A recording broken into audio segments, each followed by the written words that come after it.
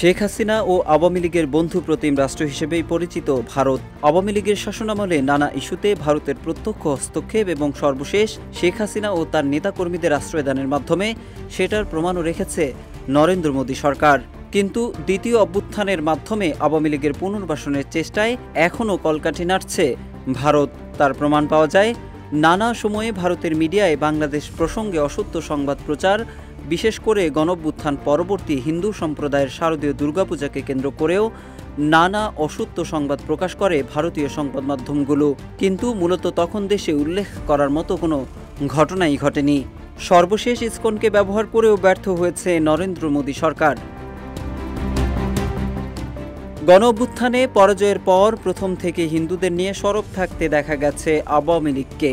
শুধু তাই নয়, নানা ইস্যুতে নানা বেশভূষায় মাঠেও নেমে পরিস্থিতি ঘোলাটে করার চেষ্টা করা হয়েছিল বলে ধারণা করা হচ্ছে। ইতিমধ্যে আনসার লীগ, দাবি দাওয়া লীগ, সারা বছরের বঞ্চিত লীগ সহ নানা রূপে প্রতি বিপ্লবের চেষ্টা চালিয়ে যাচ্ছে বলে ধারণা করা হচ্ছে। সর্বশেষ গত 25 নভেম্বর সারা দেশের কিস্তি লীগের সদস্যদের এনে রাজধানীতে সমাবেশ করেও ব্যর্থ হয় তারা।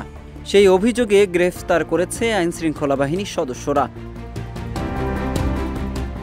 জানা গেছে, চট্টগ্রামের নিউ মার্কেট চত্বরের মুক্তমঞ্চে ছাত্র জনতার উড়ানো জাতীয় পতাকার উপর গেরুয়া পতাকা উড়িয়ে অবমাননা করে দেশের স্বাধীনতা, সার্বভৌমত্ব ও জাতীয় অখণ্ডতাকে অস্বীকার করার মতো অপরাধ করেছে বলে অভিযোগ রয়েছে ইসকনের নেতা চিন্ময় কৃষ্ণের বিরুদ্ধে। এদিকে বিগত আওয়ামী লীগ সরকারের বিরুদ্ধে গুম, খুন, হত্যাসহ নানা অভিযোগ থাকায় এক ধরনের জন অসন্তোষ রয়েছে দলটির নেতাকর্মীদের বিরুদ্ধে। তাই প্রকাশ্যে আসতে পারছে না দলটির নেতাকর্মীরা। ছাত্র জনতার আন্দোলনের সময় একদম নীরব থাকলেও সম্প্রতি সক্রিয় হতে দেখা গেছে ইসকনকে।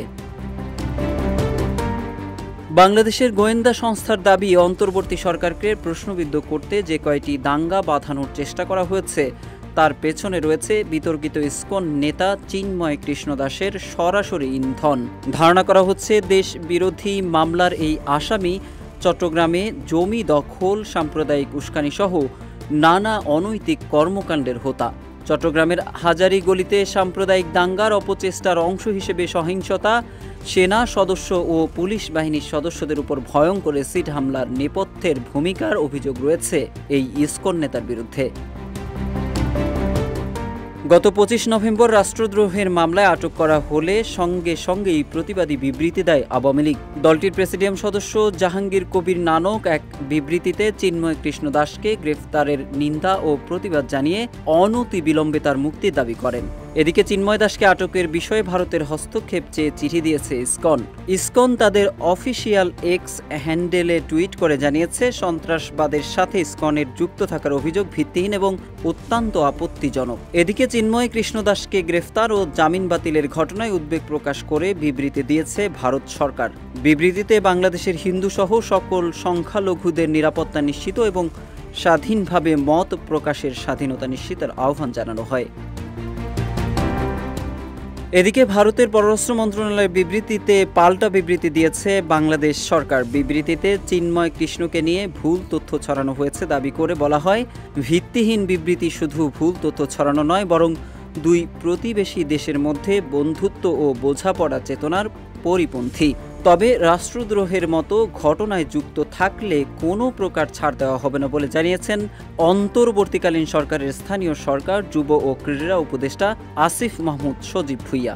যুব ও ক্রীড়া উপদেষ্টা বলেন, বাংলাদেশের সার্বভৌমত্ব ও স্বাধীনতার উপর যদি কোনো প্রকার হস্তক্ষেপ ও আঘাত আসে এবং রাষ্ট্রের প্রতি যদি অবমাননা হয়, রাষ্ট্রদ্রোহের মতো ঘটনা ঘটে, সেক্ষেত্রে সরকার অবশ্যই কঠোর ব্যবস্থা নেবে।